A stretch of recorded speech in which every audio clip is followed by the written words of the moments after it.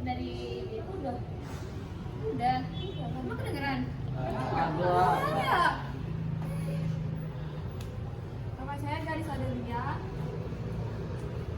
Ya bener dong, kenalin. Udah, halo semuanya.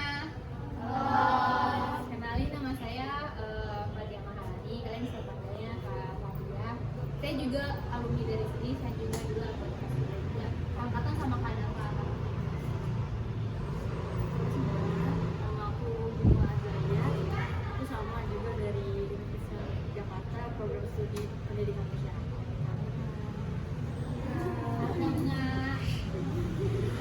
Namanya Kaplo aja. Halo semuanya.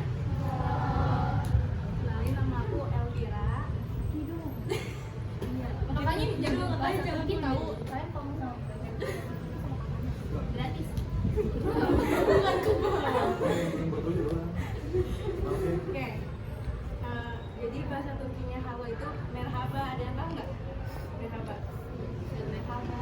Jadi kalau aku bilang merhaba arkadaşlar, merhaba abla, artinya halo kakak. Nah ya. Merhaba arkadaşlar. Jadi udah berarti kita udah Turki ya.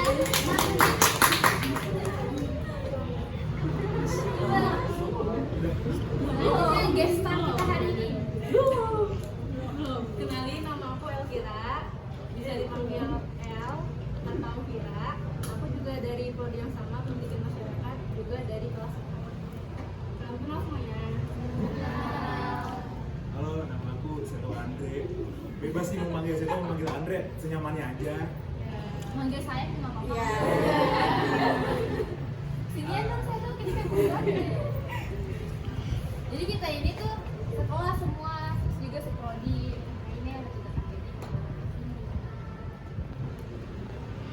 kalian pernah dengar nggak sih prodi pendidikan masyarakat?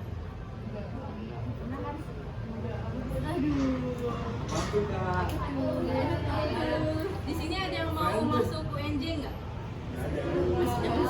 Tapi kalian harus bisa Harus dulu sudah punya target dari sekarang. planning. Kan persiapannya dari sekarang. Ada nggak yang mau UNJ? Aku pikiran. Memang kalian mau masuk UI, BMD. Bagus. Amin ya, semoga masuk Boleh dibolehin. Kok dengan rantau? Jadi Chemistry. Makanya kita sekelompok. iya. Oke, siapa dulu? Jadi prodi pendidikan masyarakat itu pendidikan non formal gitu. Jadi pendidikan itu tuh ada 3, pendidikan formal, pendidikan informal, dan pendidikan informal. Apa aja tuh? Nah, kalian tahu nggak pendidikan formal itu apa? Nah, betul, sekolah. Jadi pendidikan formal itu yang kalian dapetin di sekolah, kayak dari SD, SMP, SMA itu namanya pendidikan formal. Yang kalian pelajarin kayak materi tentang matematika, IPS, kayak gitu tuh masuknya ke pendidikan formal. Terus yang kedua ada pendidikan informal. Jadi pendidikan informal itu pendidikan yang tidak terlalu terstruktur gitu ya caranya. Jadi pendidikan informal itu yang nih kayak kalian ini nih lagi berorganisasi ekskul. Itu namanya pendidikan non formal. Kalian belajar, tapi nggak yang terstruktur kayak di sekolah gitu. Tapi kalian di sini belajar kan, belajar PBB, terus kalian juga belajar bersosialisasi sama teman-teman yang lain ya kan. Nah, terus yang ketiga ada pendidikan informal. Pendidikan informal ini pendidikan yang kita dapat dari keluarga, pendidikan yang pertama kali kita lakukan saat pas kita baru lahir, kayak kita belajar berjalan, belajar berbicara, itu tuh pendidikan informal namanya, karena pendidikan itu yang kita dapatkan dari keluarga. Jadi urutannya tuh kayak pertama itu kita mesti ngejalanin pendidikan informal dulu, lalu pendidikan non formal itu di masyarakat, kemudian kita wajib kan mengikuti pendidikan formal. Kayak gitu. Nah, pendidikan masyarakat itu masuknya ke pendidikan non formal dan informal, tapi lebih terfokus kepada pendidikan non formal. Jadi kita lebih mempelajari tentang masyarakat gitu, bagaimana kita bisa mengayomi masyarakat, memperdayakan masyarakat. Jadi di masyarakat ini banyak loh permasalahan-permasalahan sosial ya kan, kita mempelajari itu juga kan di PS, permasalahan-permasalahan sosial gitu. Nah, pendidikan non formal atau pendidikan masyarakat itu kayak kita nanti tuh gunanya tuh di situ kita mencoba untuk memperdayakan masyarakat gitu, kayak mencoba untuk menyelesaikan permasalahan yang ada di masyarakat bersama masyarakat yang langsung. Makanya tugasnya lebih banyak observasi dan terjun ke masyarakat kayak gini. Tertarik nggak? Nggak apa-apa, saya kan belum terlalu paham ya tentang pendidikan. Nanti SMA kalian mau masuk apa? Jurusannya? Udah masuk SMK. Bayar.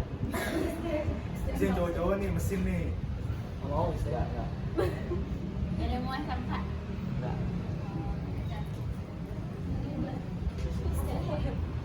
Ibu yang belakang patah boga tuh.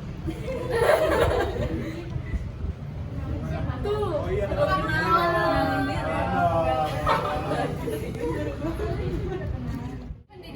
Pendidikan masyarakat itu juga pendidikan non formal, yaitu pendidikan yang akan terus kita lakukan sepanjang hayat kita. Apa sih sepanjang hayat, pendidikan yang dilakukan sepanjang hayat? Kan dijelaskan oleh Kakak Seto. Ahli pendidikan sepanjang hayat.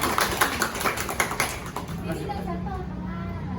Jadi ini tema yang pertama tuh pendidikan sepanjang hayat. Ada yang tahu nggak pendidikan sepanjang hayat apa? Ya udah tebak dulu. Tebak. Yang berani cepat.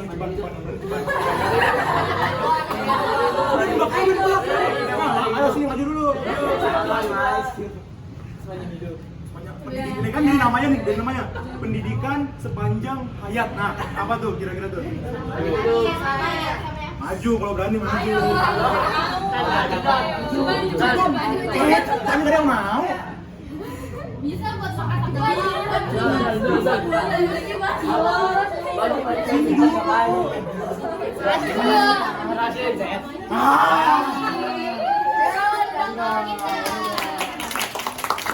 Siapa namanya? Afdan. Afdan. Apa?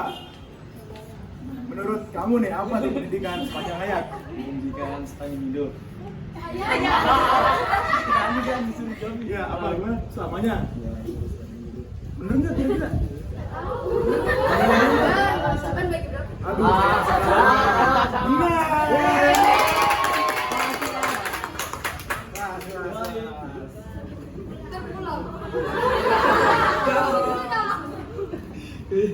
Ayo gitu ya. Pendidikan sepanjang hayat itu kayak keseluruhan keberlangsungan pendidikan kita, kayak dari lahir nih. Kan kita belajar jalan, belajar menyusui, belajar ngomong, a, i, u, e, o. Belajar dong kan pasti dong. Masa baru lahir udah ngomong? Ya, masa gitu? Nggak mungkin dong. Pasti ada proses belajarnya dulu kan. Itu sampai seterusnya nih, lulus sekolah nih, SD, SMP, SMA, kuliah nih, S1, S2, S3, lulus juga terus kita masih belajar sampai tua, sampai meninggal, begitu. Karena emang pada akhirnya manusia diciptakan dari untuk terus belajar. Sama ada tuh satu prinsip utama di pendidikan sepanjang hayat, yaitu semua tempat adalah sekolah dan semua orang adalah guru. Jadi kita nggak mesti dari sekolah, nggak mesti dari apa buat dapat ilmu, kayak kita main, kita ngobrol sama teman-teman gitu. Habis sekolah kita ngobrol sama teman-teman, nongkrong gitu. Itu kita juga bisa dapat ilmu kehidupan apa terserah. Kita kan ada yang temennya mungkin ada yang punya skill menggambar apa kita bisa belajar lah tipis-tipis lah. Nah, itu namanya pertemanan yang menguntungkan, friends with benefit. Tahu nggak? Jadi kalian tuh temenan sama orang menguntungkan. Iya. Enggak. Jadi ya berteman tuh apa saja aja untuk perbanyak relasi, perbanyak koneksi gitu. Buang yang negatifnya, ambil yang positifnya gitu.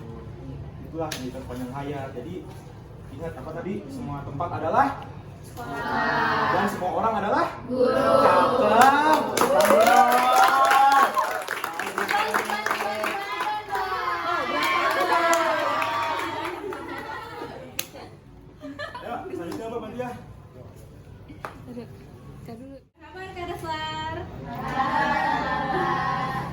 lupa nih. Ulang. Merhaba Kak Ruslan. Merhaba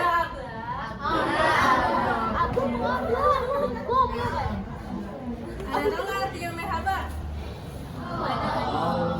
Kak Ruslan.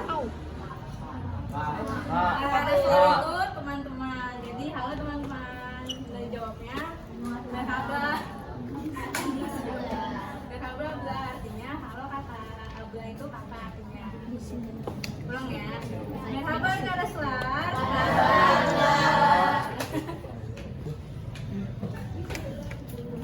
Jadi aku di sini mau cerita-cerita aja, mau sharing aja tentang impian.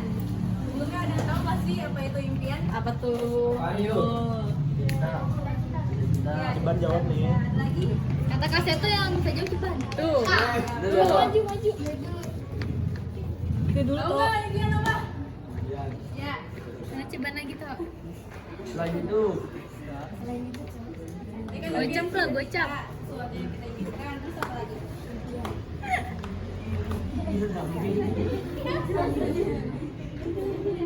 Pas tidur kalian mimpi. Iya. Yang bisa harapan. Nah, jadi lebih jelasnya itu impian sesuatu yang kita inginkan atau yang kita cita-citakan di masa yang akan datang. Nah, menurut kalian itu impian itu sesuatu yang mustahil nggak sih buat kalian? Sesuatu yang bisa menjadi mustahil nggak? Kenapa bisa jadi mustahil?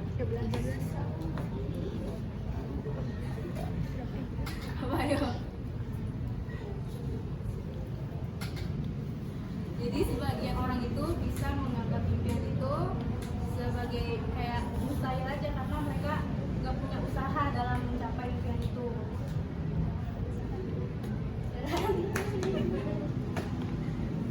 Bisa jadi faktor dari hidupnya juga, contohnya kamu mau jadi apa sih? Nanti impiannya untuk 5 tahun atau 10 tahun ke depan mau jadi apa? Amin, amin. Jadi usaha kamu dari sekarang itu kamu udah punya target ya nanti mau jadi apa, masuk SMA di apa? Udah punya target belum? Nilai segini.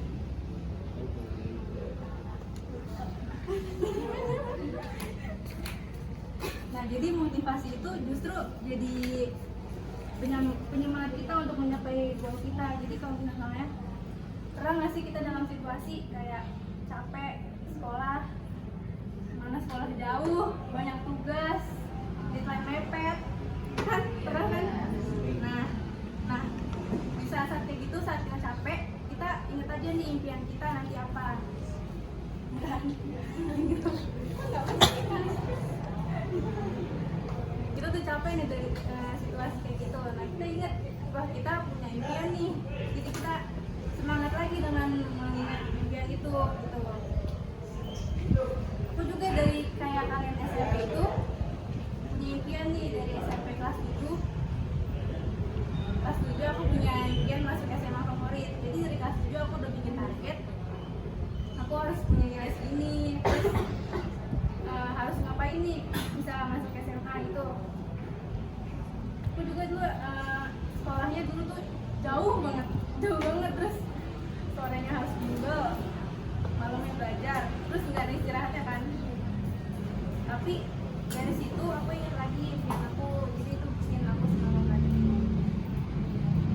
Coba kalian di sini ada yang mau cerita nggak impian kalian dari sekarang untuk 10 tahun ke depan? Kalau ada yang mau, aku punya reward. Nih, cluenya rewardnya itu botol wangi. Ada yang mau nggak? Coba maju. Lumayan loh parfum. Ayo ceritain aja kamu SMP, terus SMA kamu mau kemana, mau jurusan apa, nanti kuliah mau.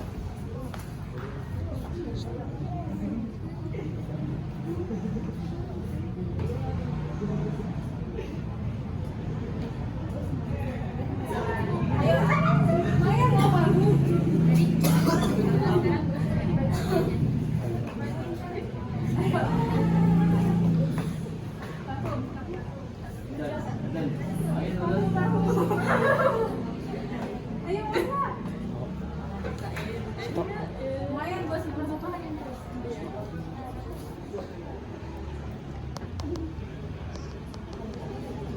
Nggak apa-apa. Ayo jangan malu, orang kita kan berani. Nanti saya bilang sama Kak Ju nggak usah pilih Kenapa mau maju? Ini berdiri. Saya boleh nggak? Hadiahnya. Kak Ju lagi full.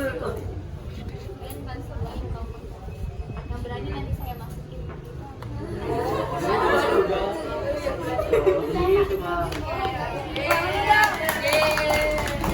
Ayo masukin. Kamu namanya siapa? Sekarang kelas? IPA ya?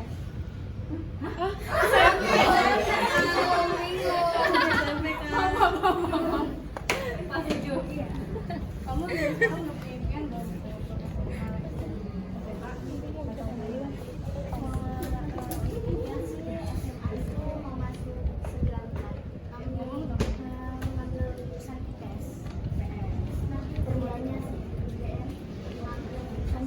Wih, dong lagi.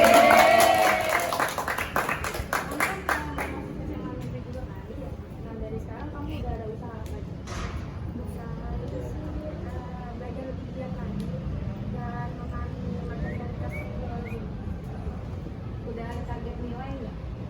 Udah target nilai Iya.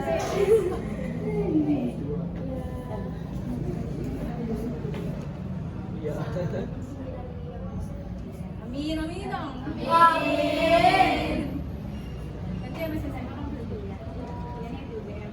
Jurusan apa? Kamu udah tahu dong hitung biasa gitu.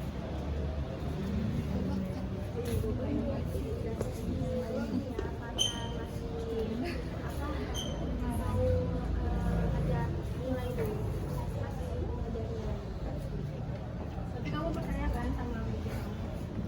Saya pasti bisa. Nah, gitu guys. Jadi kalau punya mimpi tuh harus percaya kalau kita bisa. Coba dong. Karena kamu udah cerita impian kamu, pasti aku.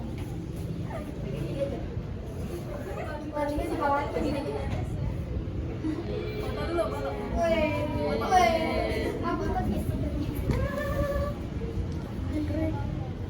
Cowok maju lah. Males. Gocek, gocek. Males. Gocek. Males nggak males? Cepet. Oke, jadi ada yang tahu nggak kesimpulannya apa? Apa tuh? Jadi kesimpulannya, impian itu bisa membangkitkan semangat kita untuk mengejar goal kita yang udah kita susun dari awal. Semua dong kalau nggak punya impian, jadi kita nggak tahu arah hidup kita kemana. Gitu. Dah dari aku itu aja, makasih semua. Bebas. Masih ingat ya nama aku siapa? Halo.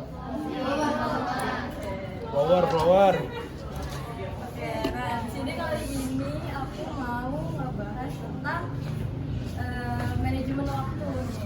Nah, pernah nggak sih teman-teman ini suka mikir kayak aku punya 24 jam nih, tapi kenapa sih masih kurang gitu? Nah, apakah kalian termasuk orang yang suka nanya gitu di diri kalian?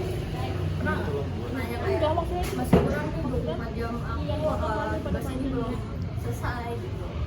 Nah, oke, mungkin di malam hari temen-temen tuh ngerjain tugas terus tapi tugasnya ini udah seminggu yang lalu nih tapi masih stuck di sini.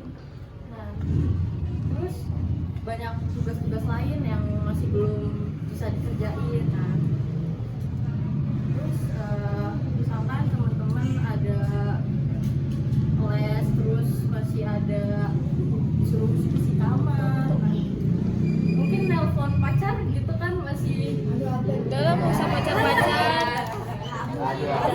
punya pacar nanti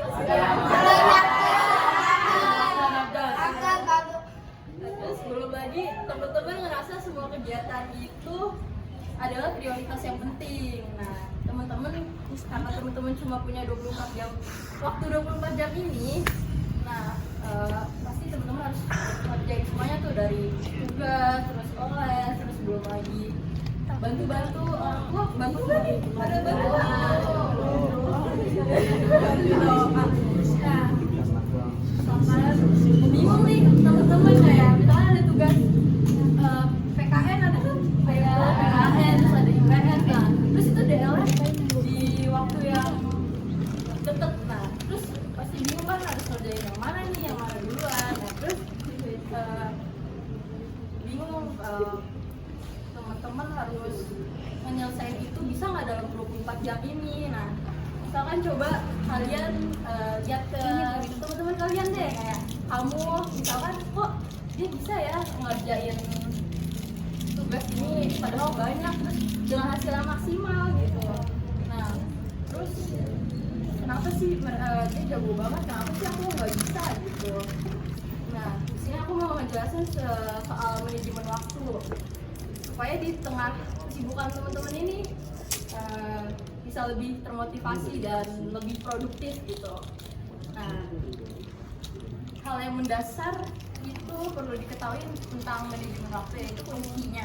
Kuncinya itu sebagai mengatur untuk lebih produktif. Nah, terus gimana sih untuk motivasi teman-teman yang lebih kuat ini? Berdasarkan hal yang sudah aku baca nih, ada 3 skill utama di dalam manajemen waktu itu. Yang pertama itu ada kesadaran, yang kedua ada pengaturan, dan yang ketiga ada adaptasi nih. Terus, nah apa sih itu maksudnya? Pasti kalian tanya kan gitu. Nah, aku bakal ngebahas satu skill aja nih yang hari ini aku akan bahas, tentang bagaimana cara teman-teman bisa menyusun jadwal nih dengan baik setiap harinya. Nah aku mau tanya, gimana sih cara teman-teman tuh ngatur waktu? Misalkan kayak mungkin ada bikin list, siapa yang bikin list? Kayak jadwal aku harus ini, terus aku harus jam segini aku harus ngerjain yang lain gitu setiap pagi. Atau ada list tugas-tugas kayak aku harus ngerjain ini, terus di yang selanjutnya juga gitu. Ada yang bikin nggak? Nggak ya, belum. Oke. Terus teman-teman itu pasti banyak yang bertanya ya, kalau aku kurang produktif gitu. Nah jadi sebenarnya itu ada beberapa hal spesifik sederhana yang bisa teman-teman lakuin. Nah solusi yang pertama itu biar kalian menjadi produktif, teman-teman coba buat jadwal. Mungkin teman-teman bikin jadwal yang bisa ditulis atau biar nggak bosen nih, bisa kalian hias-hias, atau siapa yang bisa lettering di sini, nulis gitu, sambung gitu. Itu bisa biar kalian jadinya di jadwal kalian tuh nggak ngebosenin. Nah terus yang harus teman-teman lakuin itu setelah itu tulis apa tugasnya dan dikasih deadline-nya di sampingnya. Terus teman-teman misal ada tugas nih 3 jam ngerjain tugas, terus selama 2 jam seterusnya itu ngelakuin hal yang lain. Jadi kalian di jadwal itu bisa di checklist kalau udah, jadi biar tambah semangat gitu. Nah terus di samping kegiatan itu dibikin kata kecil checklist. Nah teman-teman itu biasanya akan ngerasa puas gitu kalau udah checklist. Bener nggak? Kalau udah kayak aku pelajaran ini udah ngerjain nih, jadi tinggal yang ini gitu. Tapi dengan syarat kalian udah mengerjakan sampai selesai dulu. Nah jangan kalian baru setengah kayak aku udah ngerjain nih, tapi masih kayak setengahnya lagi belum. Nah itu kan jadi kendala kan nantinya, kayak tapi ini di sini udah dicari, tapi kok ini baru setengah ya. Nah itu jangan kayak gitu. Nah terus yang ketiga itu kasih reward. Teman-teman pernah nggak teman-teman masih reward kayak udah nih misalnya kalian udah selesai UAS kan ini, nah udah selesai UAS terus pasti udah kayak seneng kan, terus harus healing nggak? Nah terus reward itu mungkin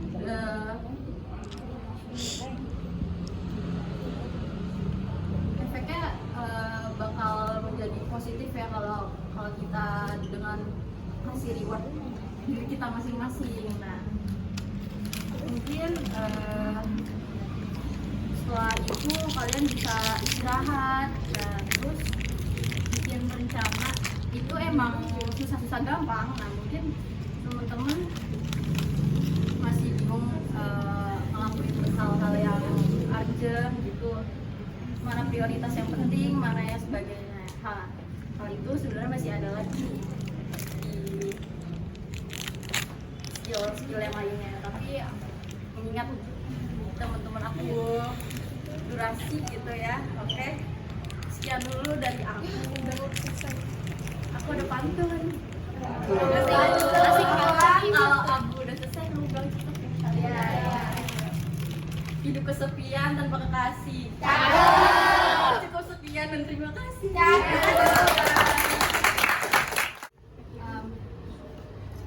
Halo semuanya. Kalian pernah dengar nggak sih Kata passion, bukan fashion ya, tapi passion. Pernah nggak? Ya di media sosial kalian nggak pernah dengar apa itu passion?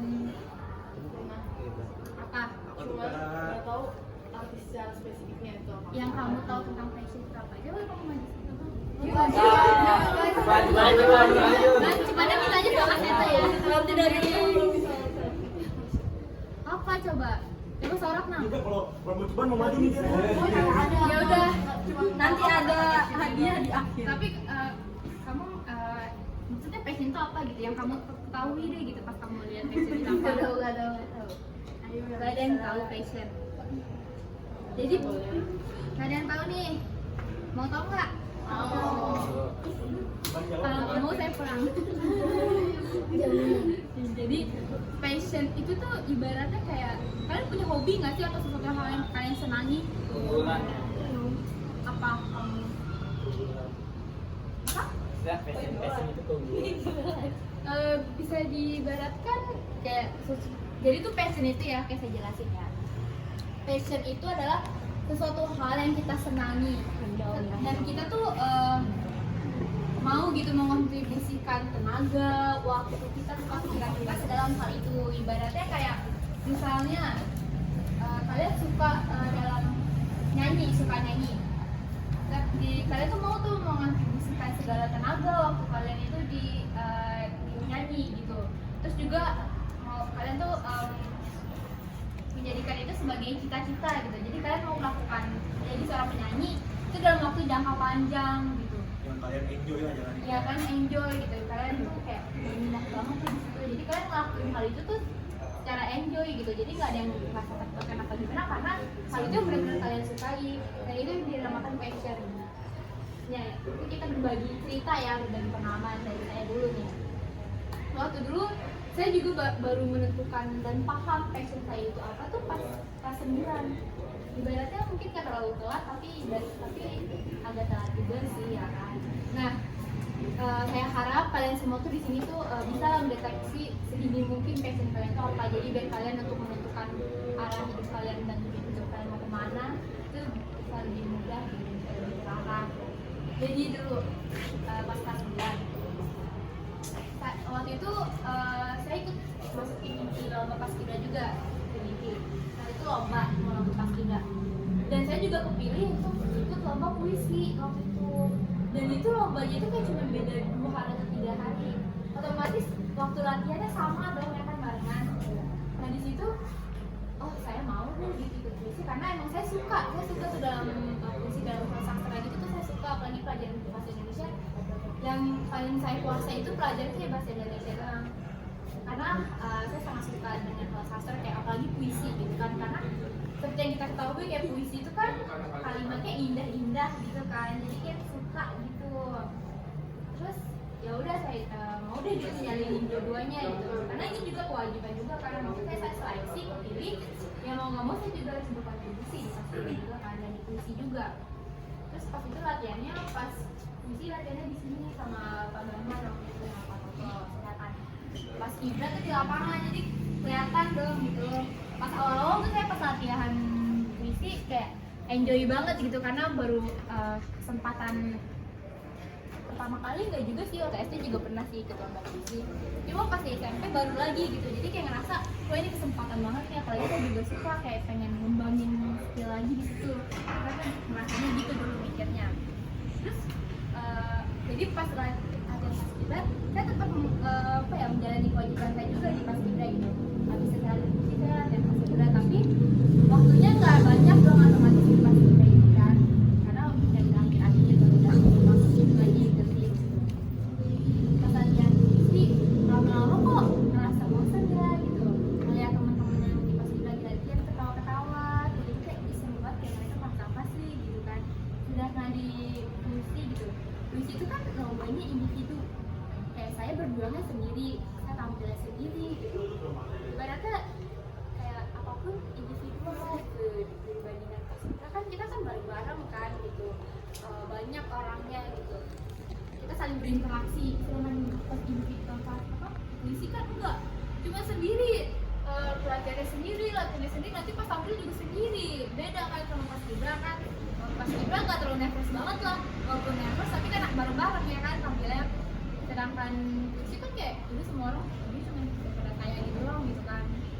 Terus pas latihan nggak tahu, ih itu yang di paskibra lagi ngapain sih, kok kayak seru banget gitu, ketawa-ketawa. Sedangkan saya di ini kayak individual gitu kan, cuma sendiri doang. Terus akhirnya satu momen gitu, ada momen saya ngerasa oh ya ternyata saya suka di puisi hanya sekedar suka doang gitu. Saya tidak berminat untuk dalam waktu jangka panjang di puisi itu, karena menurut saya terasa membosankan gitu. Saya tuh merasa kalau misalnya sesuatu dijalankan bersama-sama itu lebih menyenangkan gitu. Jadi saya lebih enjoy di paskibra karena yang kita tuh berinteraksi kan bareng-bareng di situ. Jadi ada momen saya ngerasa oh iya ternyata passion saya itu ada di dalam hal sosial gitu, bersosialisasi. Paskibra ini kan kita bersosialisasi kan. Nah itu saya ngerasa oh iya gitu, ternyata passion saya atau hal saya sangat senang gitu tuh ternyata di paskibra gitu, dalam hal bidang sosialisasi. Karena saya mau mengkontribusikan waktu tenaga saya dalam waktu jangka panjang dalam hal bidang sosialisasi ini gitu. Walaupun pada dasarnya kita kan makhluk sosial ya kita sama teman-teman yang lain juga cuma juga berinteraksi. Terus tapi pas kelas 9 itu kan mau masuk SMA, nah kan di SMA dulu kan SMA ada 3 jurusan kan, apa aja? Jurusan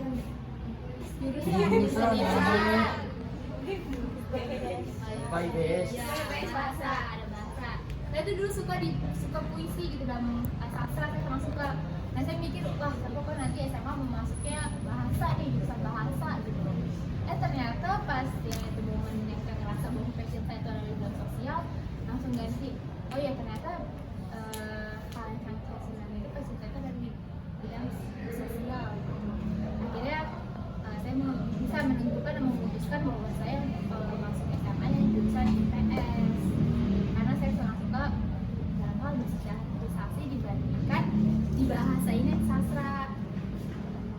Jadi saya baru terus itu menentukan oh iya saya tuh sukanya dalam hal bidang sosial, passion saya tuh di bidang sosial. Oke SMA saya ngambil IPS, terus pas kuliah juga udah nggak terlalu pusing banget nentuin masuk jurusan apa karena saya udah tahu passion saya itu apa, jadi saya udah terarah lah ibaratnya. Oke kuliah ngambilnya pendidikan masyarakat karena itu tentang berbau juga dengan masyarakat dan bersosialisasi. Jadi saya harap gitu ya kalian semua tuh dimiliki nih gitu, udah bisa menentukan kalian itu di mana, sesuatu hal yang kalian senangi itu di mana, dan kalian bakal mau mengontribusikan waktu, tenaga, dan jangka yang panjang itu di mana gitu. Jadi dari sekarang kalian udah bisa mempersiapkan gitu. Kayak nanti ke depannya saya mau masuk ini, mau ngambil ini, mau ini gitu. Jadi saya harap kalian semua bisa lah ya mendeteksi passion kalian sedini mungkin tuh apa, agar ke depannya kalian lebih terarah dan terfokus mencari passion kita itu Sebenarnya untuk mencari passion kita itu kita harus tanya sama diri kita sendiri ya. Dan hal itu juga tentang waktu sih. Makanya dan tentang kesempatan. Maka setiap ada kesempatan gitu, ada peluang apapun tuh kalian harus mencoba dan masuk ke dalam hal itu. Jangan ngerasa kayak kalau misalnya Jadi jangan takut buat coba hal baru. iya, jangan takut coba hal baru. Karena dari hak kita mencoba gitu, kita akan dapat pelajaran dan ilmu juga. Jadi jangan takut, oh nggak mau takut gitu. Misalnya disuruh ikut lomba nyanyi gitu. Misalnya kayak, padahal kalian suaranya bagus nih, cuma kalian nggak berani gitu untuk tampil di depan orang banyak. Oh nggak mau takut nanti jelek. Jangan. Jadi kalau misal kalian percaya nggak sih kayak usaha tidak proses tidak mengkhianati usaha. Percaya nggak? Percaya kan? Di pastinya juga kalian sering kan nanya hal itu. Pokoknya kalau misalnya kita berusaha, pasti hasil yang kita dapetin juga akan setimpa. Jadi jangan pernah takut gagal gitu. Kegagalan itu bukan suatu hal yang memalukan. Kegagalan itu merupakan sebuah proses. Kegagalan itu tuh pelajaran loh. Kalau misalnya kalian nggak gagal, kalian tuh nggak akan bisa belajar. Jadi tuh jangan pernah menjadikan sebuah kegagalan itu menjadi rasa malu gitu. Jangan Karena takut tuh gagal. kegagalan itu tuh hal yang luar biasa dan hebat. Karena dari kegagalan kita semua tuh bisa belajar. Orang-orang hebat itu semua pasti pernah ngalamin kegagalan. Jadi jangan pernah takut untuk gagal. Jangan pernah takut untuk mencoba sesuatu hal yang baru. Karena dari situ kita bisa belajar. Kan? Karena kalau misalnya kita nggak nyemplung dulu nih, kita ibarat nih kalian berenang. Ini dalam apa enggak ya gitu, dingin apa enggak sih airnya gitu. Kalau kalian nggak nyemplung dulu, kalian nggak akan tahu kan rasanya gimana. Nah, ibaratnya gitu. Jadi kita harus bisa nyemplung dulu ke hal itu, keluaran lah ibaratnya. Baru kita bisa tahu tuh rasanya kayak gimana. Dari pelajaran-pelajaran dan pengalaman-pengalaman yang udah kalian lalui. Nah itu kalian bisa tuh mendiskualifikasikan kayak apa ya, mengelompokkan gitu hobi kalian dan kesenangan kalian itu apa. Karena kan kalian udah ngalamin banyak hal nih gitu. Oh ya pas di A saya nggak tahu suka banget, tapi si yang bilang terus yang di hal B yang udah saya lalui di situ saya suka banget nih gitu, walaupun emang capek banget gitu. Saya kayak di pas itu walaupun capek banget gitu, tapi saya enjoy nih di situ gitu. Karena kayak saya berinteraksi sama yang lain gitu. Terus saya kayak di hal C gitu. Udah saya lalui sih gitu. Kayaknya sih bisa menjadi apa ya, sebuah tulang juga, tapi kayaknya kalian gak mau deh dalam jangka waktu lama di situ. Jadi ibaratnya kayak kalian tuh bisa mencoba dulu gitu, jangan takut gitu buat coba dan jangan takut gagal. Jadi kalian terus berani dulu nyemplung gitu, baru kalian tahu minat dan passion kalian itu ada di mana. Jadi kuncinya apa? Jangan takut. Kalau misalnya kalian pernah gagal nggak apa-apa. Gagal itu harus kita rasain dan lakukan berkali-kali. Karena dari kegagalan kita bisa belajar. Karena pelajaran yang terbaik itu adalah dari kegagalan. Jadi jangan ngerasa gini. Kalian ngelakuin suatu hal, terus kalian gagal gitu di hal itu. Nggak mau lagi ngelakuin hal itu gitu. Biarin orang lain aja yang coba gitu jadi juara. Karena saya emang nggak jago di situ gitu. Berarti gitu. Sebenarnya salah. Jadi kegagalan itu tuh bisa kalian jadikan sebuah batu lonjakan gitu loh, untuk biar kalian bisa lebih maju lagi ke depannya. Kayak kalau misalnya kalian ngerasa kalian baru gagal sekali terus kalian takut lagi mau coba lagi, itu tuh hal yang salah banget. Jadi jangan takut ya untuk mencoba ya. Oke? Paham nggak maksudnya passion dari hal yang saya kasih dan dari pengalaman saya tadi? Oke, terima kasih teman-teman. Selanjutnya akan disampaikan oleh teman saya ya. Ini kakak mau menjelaskan tentang jati diri. Ada yang tahu nggak sih jati diri itu apa? Makan.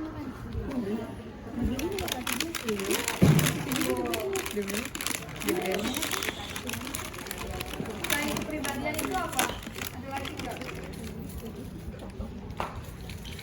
Apa tuh kak?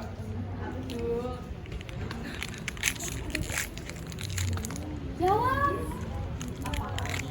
Apa tuh? Nanti dapat ceban kedua dari Kaseto. Ada ceban 3, ada ceban 4. Iya. Apa mau coklat? Nah, tuh ada tuh. Aku ada nih coklat. Siapa yang mau? Mereka lebih tertarik cebannya Seto nggak sih? Iya, cuman lebih berharga. Apa yuk?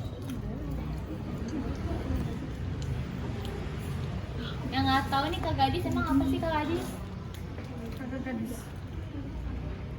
Jati diri itu terbentuknya dari dua faktor, yaitu faktor internal dan eksternal. Kalau yang faktor internal itu seperti genetik atau kepribadian, kalau yang eksternal itu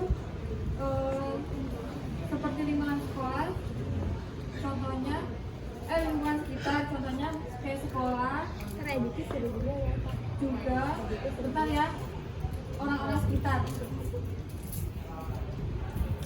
Bagaimana sih kita membentuk jati diri? Ada yang tahu nggak? Jati diri dapat dibentuk sejak kecil dan bisa saja dipengaruhi oleh beberapa faktor. Kayak yang tadi kayak kakak samain ada faktor internal dan eksternal. Ada yang paham nggak?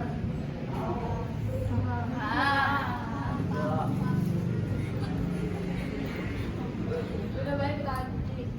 Lalu untuk mengetahui jati diri kita, kalian apa sudah mengenal jati diri kalian sendiri? Kita mengenal belum? Belum ya. Seperti sifat, karakter, atau kepribadian kalian sendiri? Belum. Udah apa belum? Pokoknya kayak apa coba jelasin satu orang.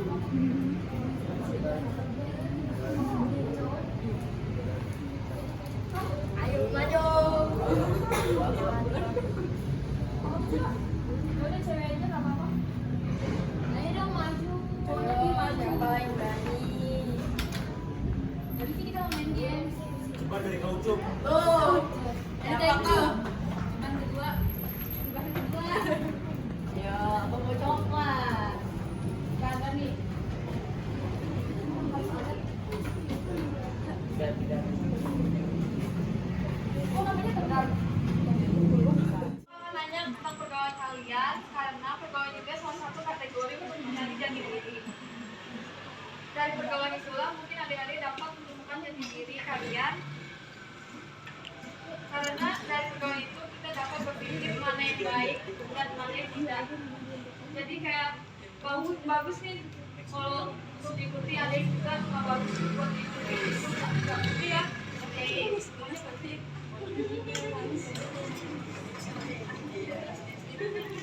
Lalu untuk memudahkan, kita punya beberapa tips untuk mencari jati diri. Yang pertama, mengenali kepribadian. Yang kedua, mengenali diri dan dengan bakat. Yang ketiga, belajarlah untuk menyelesaikan masalah sendiri. Jangan lupa juga untuk menjauhkan dari hal-hal yang negatif atau pergaulan kalian yang negatif.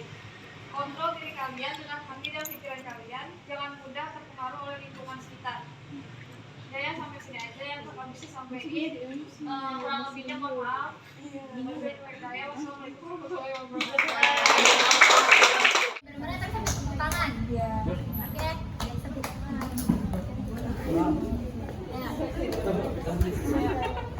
Satu, dua, tiga.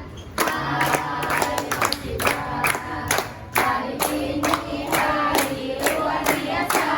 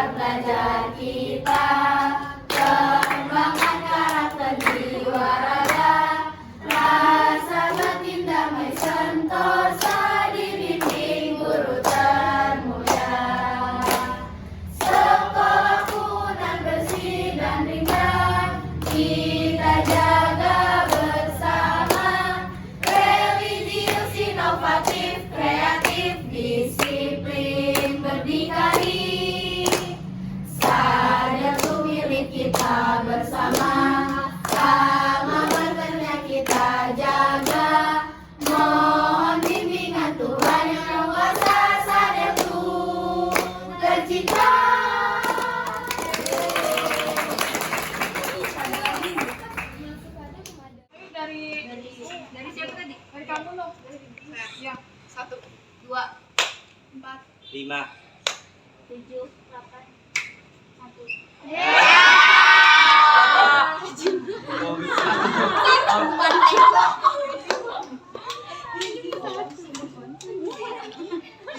Ayo mulai lagi. Fokus. Dari kamu. Semuanya semakin satu. 2, 4, 5, 7, 8, 11, 13, 14, 16, 17, 19, 22, 23, 25, 26. 27. Ya. Maju lagi, maju.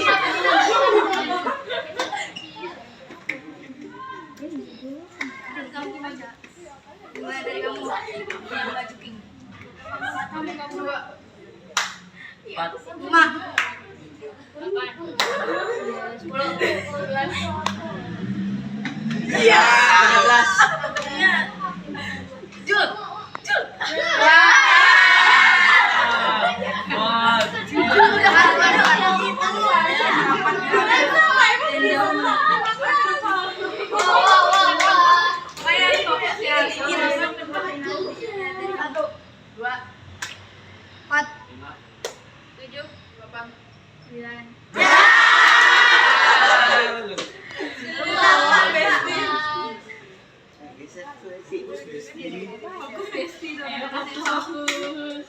Dari kamu. Ya, mulai lagi. 1, 2, 4, 5. 7. Apaan? 11, 13, 14.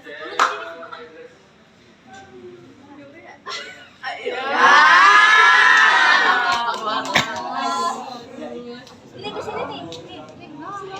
Dari kamu. 2, 4, 7, 8, 10, 11. 12.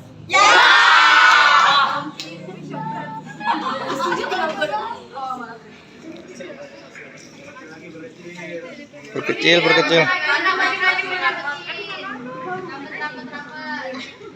Dari kamu. 1, 2, 4, 5, 8, 10, 11,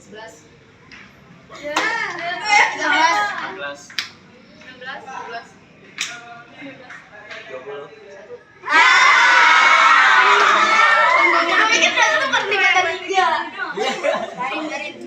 Dapetin. Iya, ada satu lagi. Yang putih. Oh, dari baju putih. Ayo mulai. 2, 4, 5, 11, 12, 14, 16, 17, 22.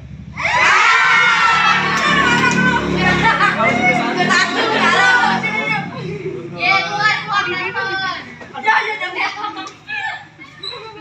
Semakin tegang, ayo. Dari kamu.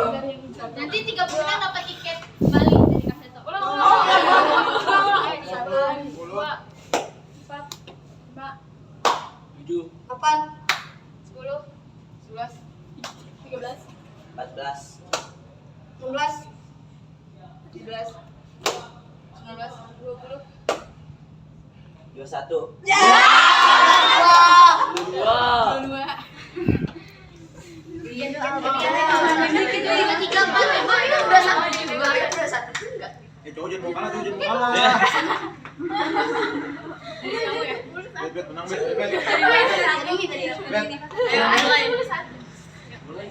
2, 4, 5, 7, 8, 10, 11, 13, 14, 16, 17, 19, 20, 22, 23, 25, 26, 28, 29, 31, 32, 34, 35, 37. 38, 40, 41, 42, Ya. 43.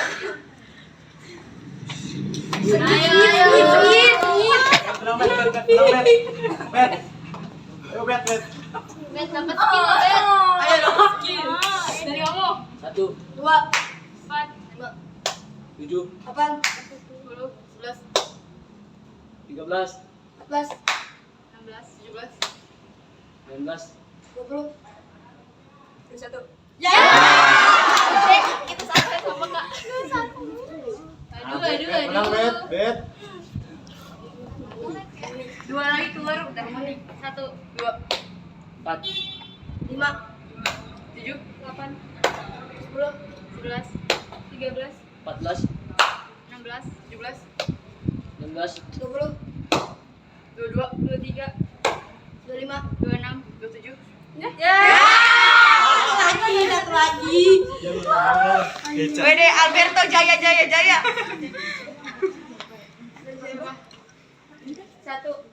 7. 1, 2. 4, 5, 7, 8, 10. 11, 13, 14. 16, 17, 19. 20. 21.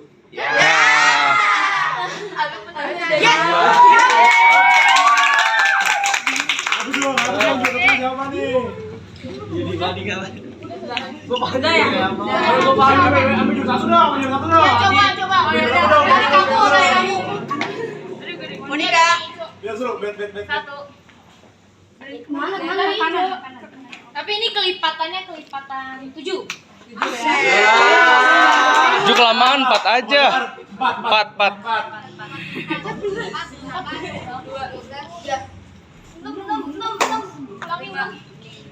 6, 7, 9, 10, 11, 13, 14, 15, 17, 18, 19, 21, 22, 23, 25, 26, 27, 29, 30, 31, 33, 34, 35. 36. Bet, kecewa gua. Bet, gua naruh harapan di lu, Bet. Kecewa gua, Bet. Ayo Monika Tegotorok. Lumayan ya dari kamu. 1, 2, 3, 5, 6, 7, 9, 10, 11, 12.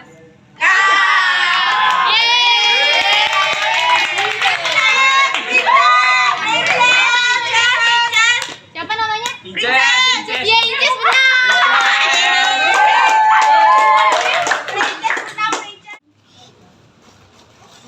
Makasih ya untuk hari ini. Estafet ya, Estafet ya saya. Iya, Abed. Gila, Abed keren banget. Masih gue ingat. Tapi kita bisa foto ya. Udah nggak ada lagi.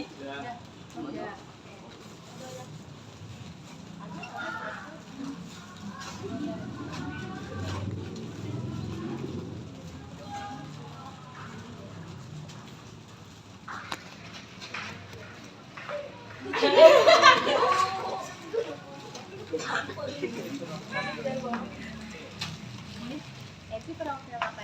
Raban F. Kalian udah selesai kan UASnya? Ya. Kelas meet ya? Iya. Kelas meet. Iya, besok kan kelas meet. Turun dulu. No backpack day. Hari Senin no backpack day. Seru banget. Abang Noni sama Eden. Oh, yang tasnya bebas ya, pakai apa aja ya? Iya. Boleh pakai tas. Tren TikTok ya? Iya. Kita kan kaum TikTok banget. Udah. Ya, Ade. Ayo sini dong, sini ada yang juara 1, juara 2. Juara 3 dulu kali ya. Ada 3 kan isi muka kendamu ya. Ayo Kak El, bagiin dong.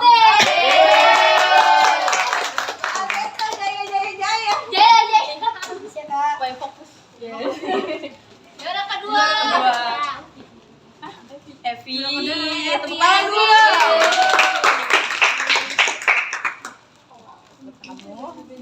Minum. Banyak minum biar nggak dehidrasi. Juara pertama lu kan.